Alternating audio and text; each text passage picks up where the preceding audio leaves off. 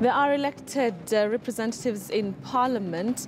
They are your voice when it comes to championing your interests in legislative matters. However, 9 months since they were elected, 49 of them have remained silent. According to Mzalendo, an online platform that monitors MPs' performance, some of them are yet to make their maiden speeches. But just why are they silent? Yet debating is one of their main roles in the August House. On News Center this morning, we seek to find out why.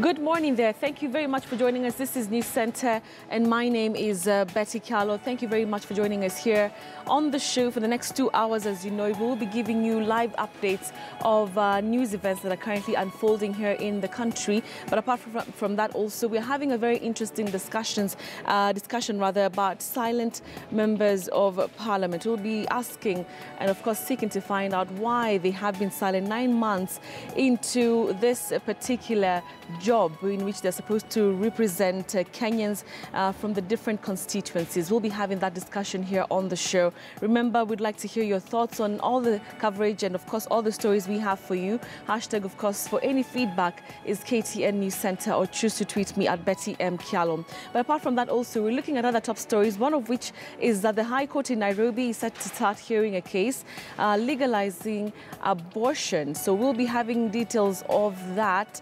A very hot topic, and of course we'll be having the latest on that, just to hear what the High Court really is going to set with regards to this. It's going to start hearing that case today. But apart from that, also residents of Kayole in Naivasha lynched 2 robbery suspects as they attempted to break into a house. We'll be having the details of that also. And also the Ebola outbreak in the Democratic Republic of Congo. We understand that it has claimed 26 lives so far, even as the World Health Organization makes it a top agenda at its assembly in Geneva.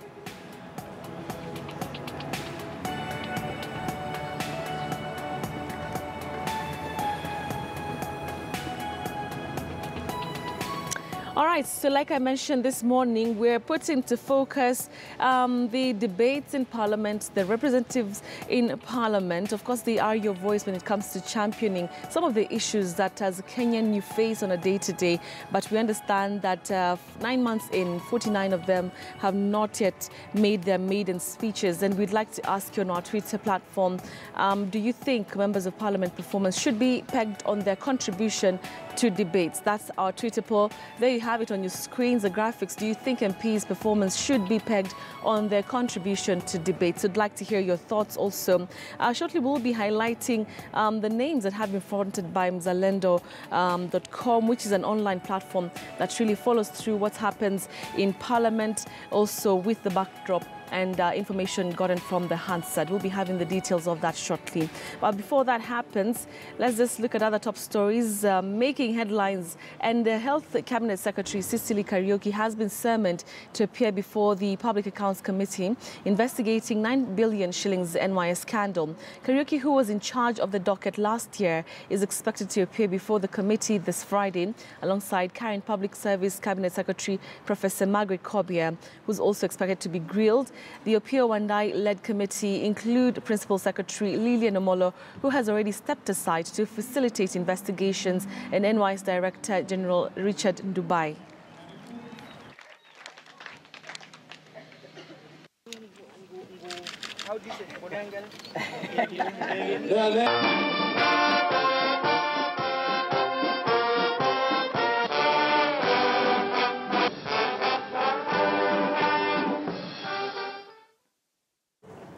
Now, the government has made it mandatory for Kenyans seeking domestic jobs overseas to acquire job specification certificates certified by government institutions before they are allowed to move out of the country. Now, Labour and Social Protection Cabinet Secretary Ukuru Yatani announced that no domestic worker will be allowed out of the country without attaining a 1-month training of the job they are going to do overseas. The Cabinet Secretary has also directed recruitment agencies to ensure recruitment of workers is based on trained personnel for specific jobs to help curb humanitarian abuse overseas. He said those seeking domestic jobs in the Gulf countries should have certificates from National Industrial Training Authority, NITA, institutions countrywide.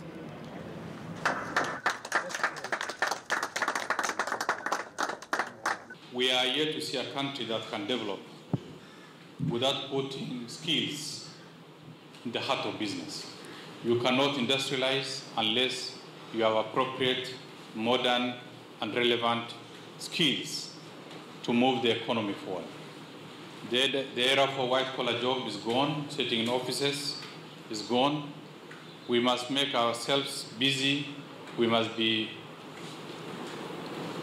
learn new ideas if we are to industrialize.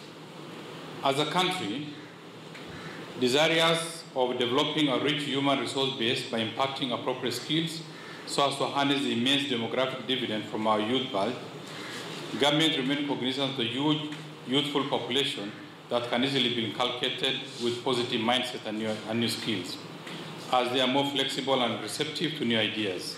Ladies and gentlemen, this project is being launched at a time when the government of Kenya is encouraging the youth to join technical institutions. This is to enable them to acquire the necessary skill to learn various industries in the country. The technical institutions offering industrial trainings are the engine of growth in Kenya, as they produce young citizens who will be able to carry out most of our work to boost self-employment.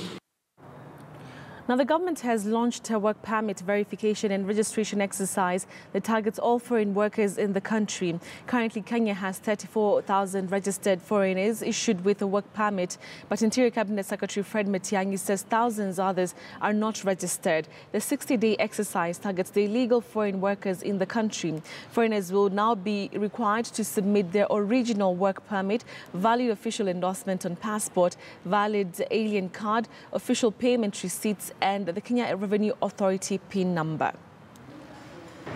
If you issue a work permit or you certify work permits that you know are not supposed to be certified, you know we will take you to court. And this affects all of us.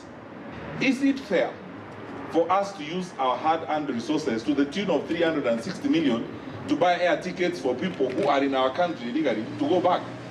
It's not fair. So we're asking them, they also have 60 days to either apply for regular status and get a genuine work permit, or tell us goodbye and leave. Two suspects said to be the masterminds behind a spate of robberies, rapes, defilement and sodomy have been lynched by irate members of the public in Naivasha. Residents of Kayole Estate, which is located off the Nairobi-Nakuru Highway, cornered the duo in their hideout after a one-year search before setting them ablaze.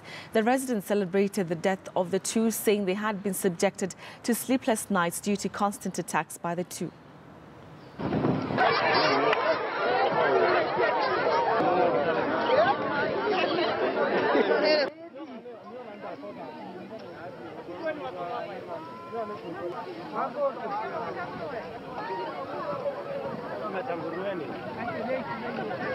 Alikuwa anaangamiza hii mji yote juu sasa hata wamama walikuwa hawaendi kazi, wazee wakienda wanajifungia. Mwalimu wameitana mikutano hapa ya kwamba watoto wa wasichana waende nyumbani mapema. Juu huyo mashete alikuwa anashika wamama na alikuwa anawakatakata na mapanga na alikuwa amefanya mambo baya sana. Na sasa tulikuwa tumesema siku ya mwizi ni 40 na sasa 40 yake saa hii imefika. Tulikuwa ametuweka hofu katika hii Naivasha yetu. Tulikuwa na shida sana. Sasa tumeona tumesaidika. Maana tuliona security, tukaona sasa vile tutafanya sisi ndio tutajirinda wenyewe. Na ndio tumeng'ang'ana tukashika hao mashete wawili. Na ni kweli ni wanaume wakubwa. Na ni watu walikuwa na tabia mbaya kwa sababu wakati wameshikwa wakiwa wameshika nguruwe kubwa, wamechinja wakajiwekea kwao nyumbani wanakula. Na manguo zingine walikuwa wameimba. Tuko na furaha sana watu wa Kayole kwa sababu tumeona mkono wa Mungu. Sasa huyo hatusemi ni mkono wa mtu kwa sababu huyo ni mkono wa Mungu. Kwa sababu hao watu wametusumbua sana. Hata tukienda town hatuwezi enda nyumbani. Jana kuna mahali walikuwa wanaiba. Tukashikana usiku tukapanda mpaka hapo. Kwenda tukambata akatoroka. Kaingia tena pale penye amezoea. Leo tukasema tunaamukia kumutafuta, na leo tumemutafuta, tumempata. Ninasema sio vizuri kuua, lakini ukiona mwananchi amefika pahali anaua, ni sababu pahali analia asikizwe na asaidiwe, watu wamekataa kuwasikia. Na nikisema hivi, wale walinda usalama wanajijua hao ni akina nani. Wakati tunalia, tunataka kuwaona askari wetu wamejaa hapa wakifanya patrol ili kulinda hawa wananchi. Kulinda hawa wanatoa ushuru katika nchi yetu. Lakini lile limetendeka leo, niseme ya kwamba huyu jamaa Machete na wenzake wameagaisha hii Kayole sana.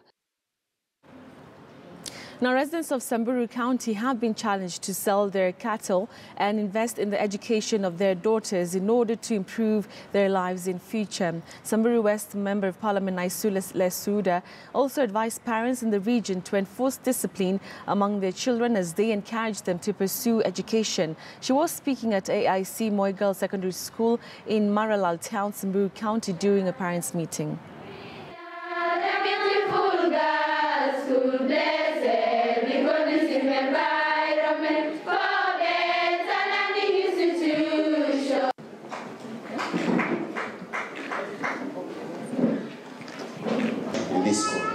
So thank you very much, Mr. Jackson.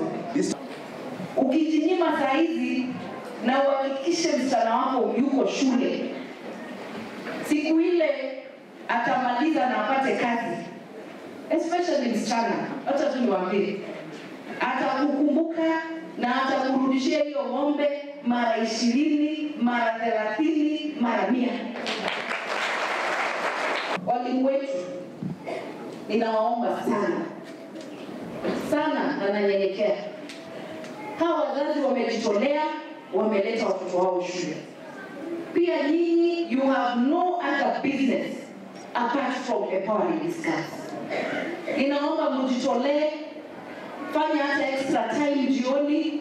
Ule mtoto unaona yeye ako chini sana, ita yeye for private lessons. Ng'ang'ana, don't give up on our children.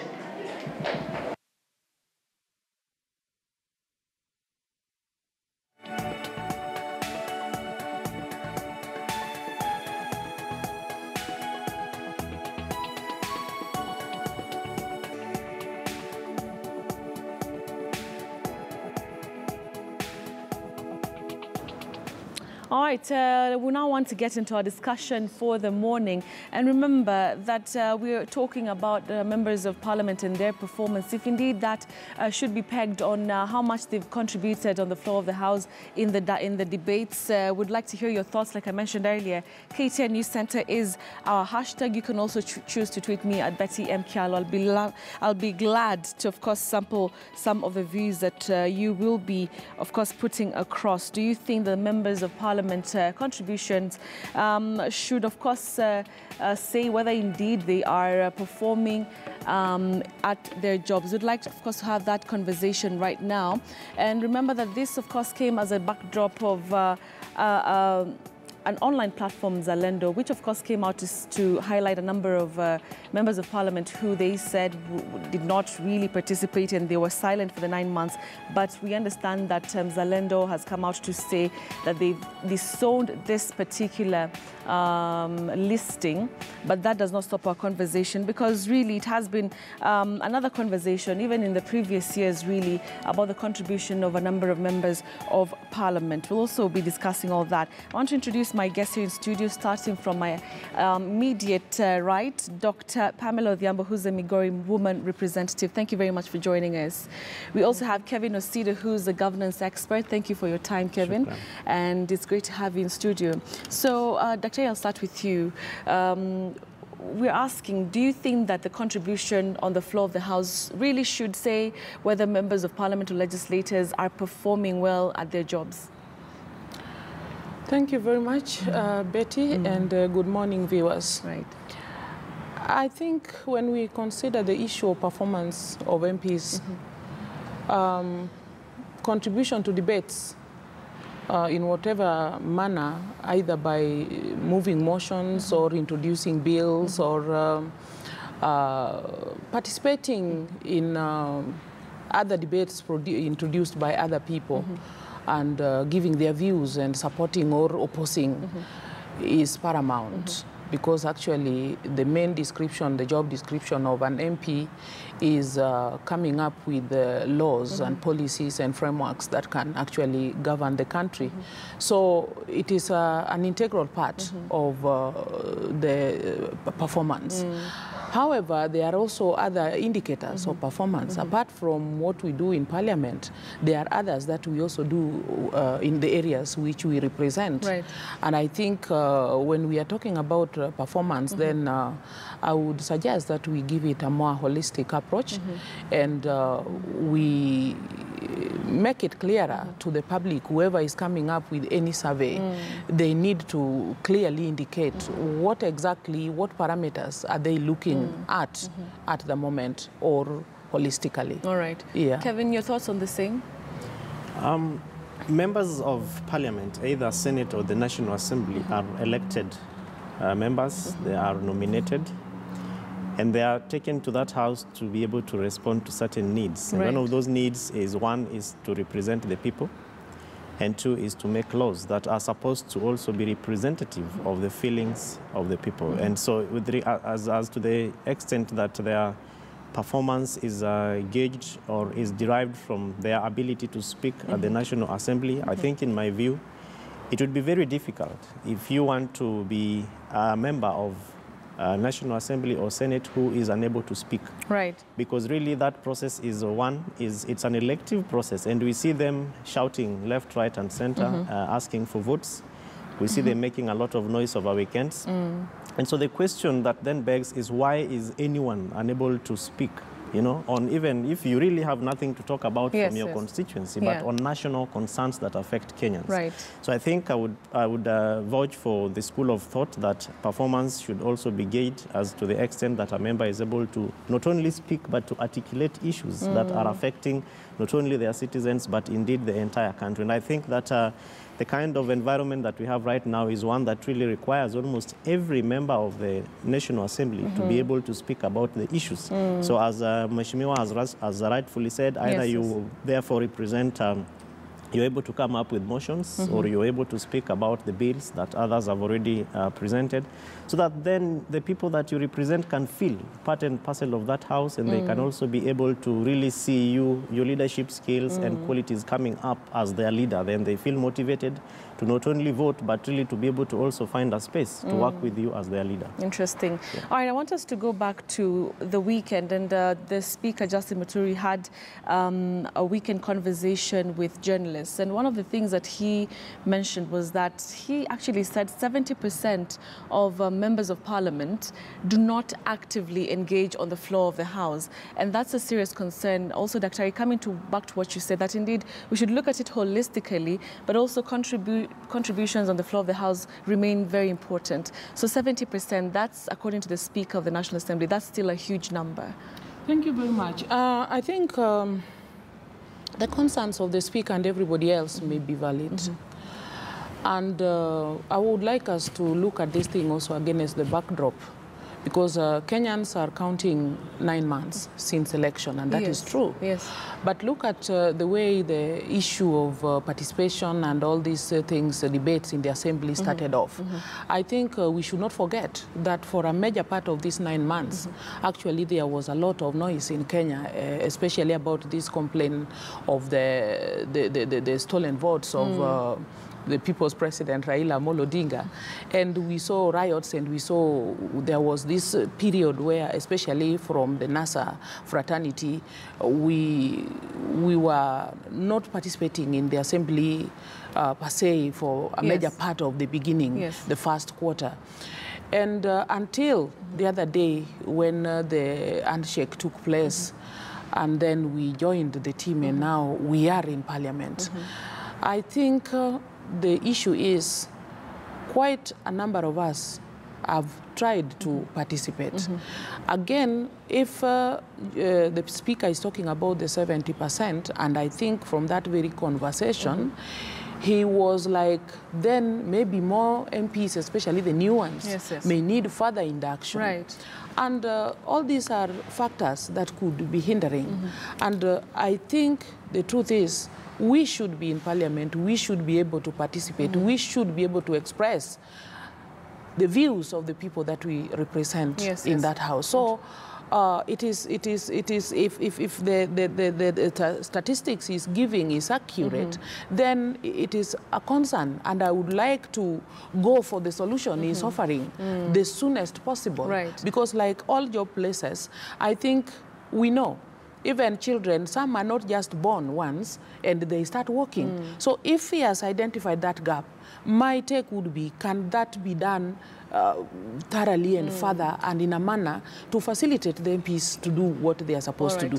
However, based on that weekend report and even why we are discussing this thing, and you have rightly mentioned that the said source, because actually what was covered in the mainstream papers as what Justin Muturi said was taken further by some other source, which was not really part of what Muturi discussed. And we have seen a number of MPs, including myself, being listed as people who have been mute and never participated in the assembly. A very inaccurate kind of report. So you have been participating? I know I made my maiden speech. I know I have participated in a number of issues. I have talked about the issue of the police. You know, there was this issue of police pay and their housing and all that. I think I've contributed in the debate about the Nairobi Metropolitan Authority. I participated in issues with the environment.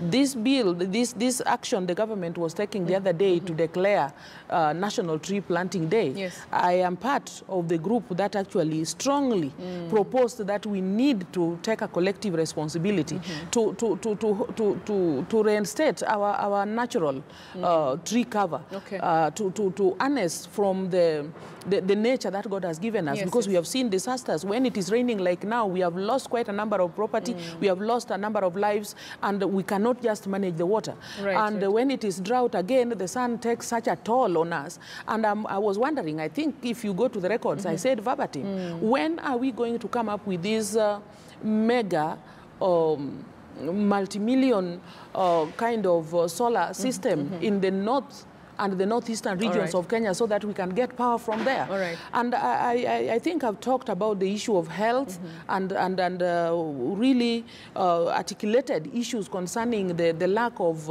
referral facilities in our counties. And I think this debate was initiated by my colleague from Mombasa, who was crying about having some facility like Kenyatta Hospital in Mombasa County. And I furthered the whole thing to say each of these counties, including Migori, where I come from, needs such things as soon or sooner than yesterday. So when somebody comes up with such a list to depict that even members like even Honorable Amos Kemunya, I think I've seen Kemunya speak severally in the parliament, the MP Larry, and fellow women representatives. I've seen Kinagedi talk in parliament, and we have talked. So what I want to say is, it is important that whoever is giving any information to the public should at least give accurate information. When we feed the public on lies, again, it doesn't make sense.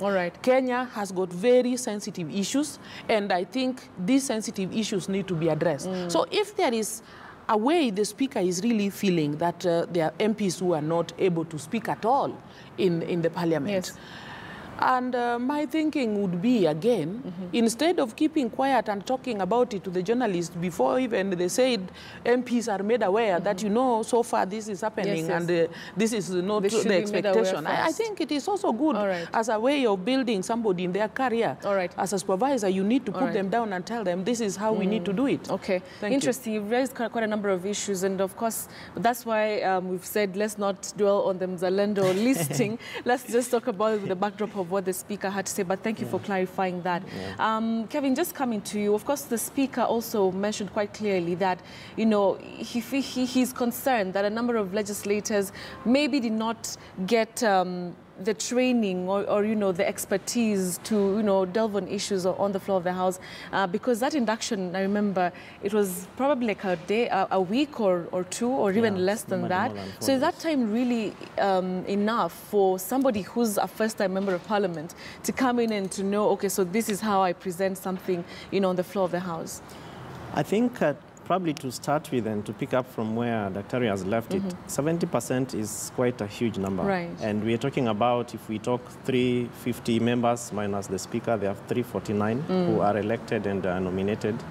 We're talking about 265 members. Yes. Because I think that is almost closer to 70%. And that really out of 349 is quite a huge number. And if the head of the institution has a feeling that more than 200 out of 300 are not with us, then he really needs to take quite a very immediate step to stop and think about what is happening. Because do you know the implication of that? You begin to look at what kind of laws are we making in this country.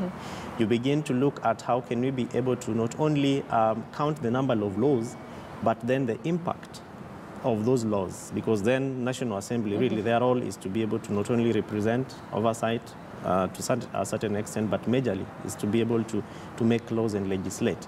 And so if the Speaker of the National Assembly has that feeling that that percentage of his members are not feeling okay, then he needs to really relook through the Parliamentary Service Commission and other bodies that relate and engage with Parliament, really to be able to look at what needs to be done.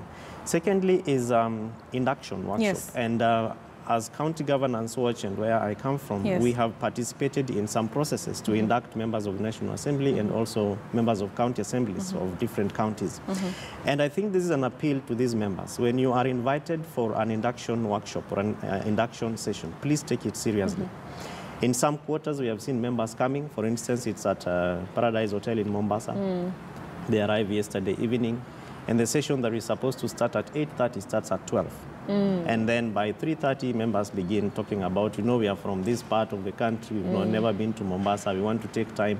So really the quantity, the quality versus quantity of time that we are putting into the subject that brought us to this place. The third thing is the content of the induction workshop. Of course, your role is to be able to legislate. And I'm very happy that PSC, the Senate, and National Assembly, and other institutions normally provide the opportunities to be able to provide proper content to our members. And so when we hear members coming up to be able to legislate, then we sit back and ask ourselves, have they gone through this training? And so it's an appeal that I'm throwing out there to them, that they should be able to take this very seriously. And don't just wait for the induction workshop. You are a leader. You have certain qualities, you have certain expectations of the people. Take time out of that time that has been slotted for the induction to also go out there and read. Parliament has a very robust library. Our universities around here also have robust libraries. We have the Kenyan National Library Services that is based here at Upper Hill. Go there and read the legislative process of Kenya, the other countries, other jurisdictions. What can we be able to learn out of this? All right. The fourth thing in my view is learn from others. For instance, the report indicates that Mheshimiwa from Kipipiri, Amos Kimunya, is one of the top legislators, followed by Mheshimiwa Otichilo. Learn from them, because these are people who have been part of this process for a very long time. Amos Kimunya, Mheshimiwa, has been a cabinet secretary, a minister in the former regime of former government. So when he stands up to be able to speak, there are certain things that he'll be able to say that as a new member, you really want to be able to understand why is he saying it that way? Is that language parliamentary? What does parliamentary language mean? Because I think that probably is the fear of most members. How do I catch the speaker's eye? And then do I really say the right thing? The fifth thing, I think parliamentarians, and Mheshimiwa will correct me, have staff who are supposed to support them. And part of this include personal assistants, and I've seen many of my friends who have been elected into Parliament asking lawyers to be their personal assistants, and then they're able to help them craft bills, put together documents, and then submit it. I think that's quite a positive and progressive practice. Get people who can be able to come pro bono, and as Kevin, as County Governance Watch, we are willing to come and support members who feel threatened or who feel shy to be able to stand and speak. We will write for you. And many times you see them holding pieces of the papers. They just read it. Then you read it, and we know that for you to be elected around, you must be able to speak properly, read English and Swahili, not speak in your mother tongue. Go out there and present your people. So I think for me, if the speaker can be able to work with this team around those 5 key key points in my view, we will have legislators coming out there to be able to do the work that they're supposed to do. All right. Yeah. So we'll continue the conversation in a few moments, but we'll take a short commercial break. Remember, we're also getting to see your tweets also online.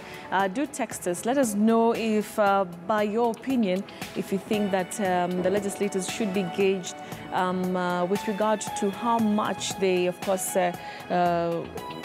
contribute on the floor of the House. Let's take a short commercial break. We'll be back in a few minutes.